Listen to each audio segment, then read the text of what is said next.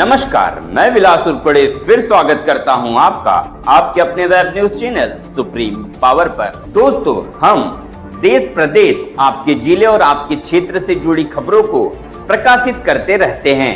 तो आप हमारी खबरों को देखने के साथ साथ हमारे चैनल से सीधे जुड़ सकते हैं, सिर्फ और सिर्फ इस लाल बटन को दबाकर और हमारे चैनल को सब्सक्राइब कर।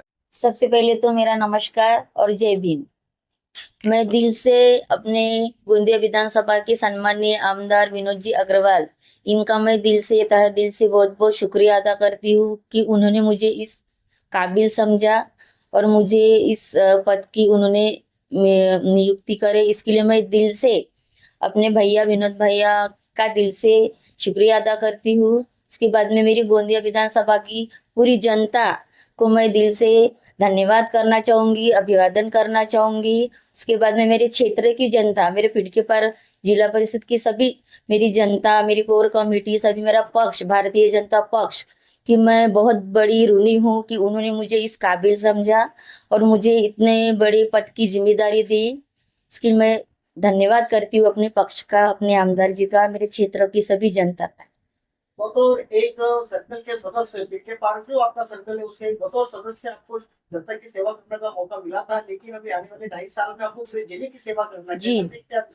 जी, पक्ष ने मुझे इसकी जिम्मेदारी दी है, तो मुझसे जितना बनेगा कायदे कानून में रह के मैं उतना ही काम करूंगी।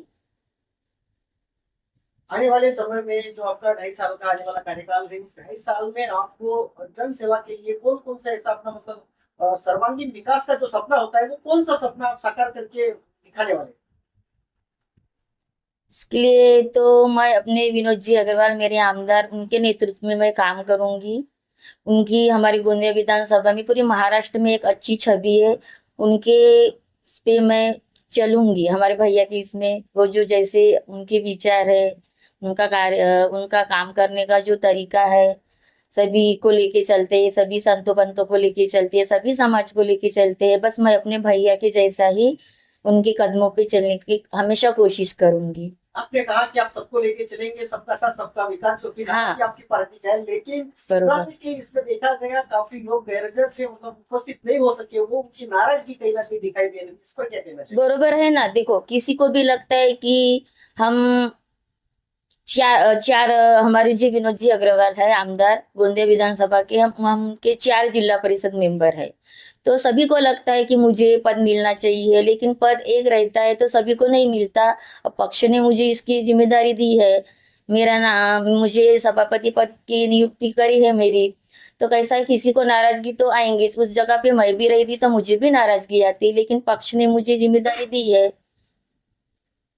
कई बार देखा जाता है कि जिला परिषद में जो फंड आता है, चाहे वो समाज कल्याण मतलब समिति हो, चाहे आरोग्य समिति हो, पशु संवर्धन की हो, क्रीड़ा कृषि की हो, किसी भी समिति के पास जो फंड आता है, वो कई बार होता है कि वो फंड पूरा यूज नहीं हो पाता है, उसकी विकास कम नहीं हो पाते। बरोबर। इस पर आपकी राय क्या, और आपके कार्यकाल में जो फंड आपको दिया जाएगा, क्या वो पूरा का पूरा जनता तक पहुंचाया जाए? बिल्कुल, क्योंकि जनता ने हमको चुन के दिया, इसीलिए तो हम जनता के नेतृत्व में काम करेंगे, ऐसा नहीं कि नहीं करके।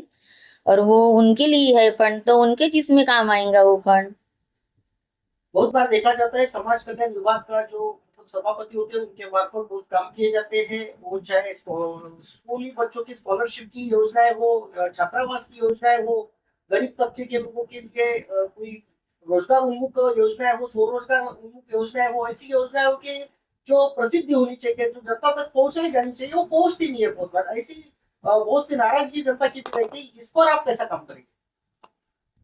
इस पर बराबर है वो सब, लेकिन शासन की जो भी योजनाएं रहती है, शिक्षण के माध्यम से बोलो, आरोग्य के माध्यम से बोलो, कहीं ना कहीं हम जनता का भी फर्ज बनता है कि हम उसके दरवाजे तक जाए, उस ऑफिस तक के जाए, और कहीं ना कहीं हमारा भी फर्ज बनता है कि हम भी जनता तक जाए, उनके दरवाजे तक जाए और उनको वो सब सेवा में उनको बताए, योजना बताए।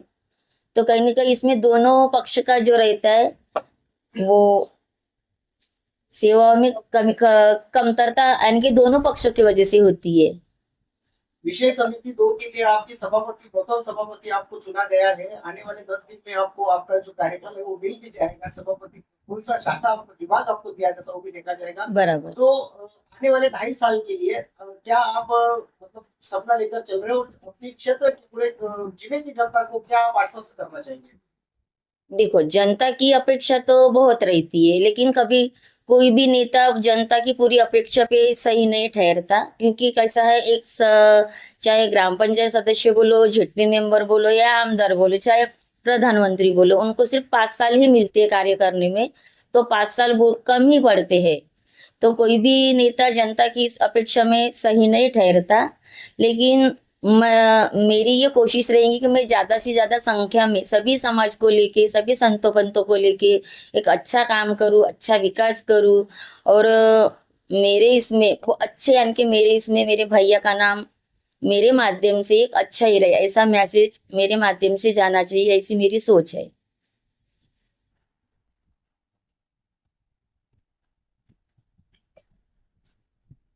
कौन सा पसंदीदा विभाग आपको चाहिए रहेगा ऐसा आपको लगता है, या जो विभाग मिलेगा उस पर किस तरीके से आप काम करेंगे ऐसा आपको लगता है?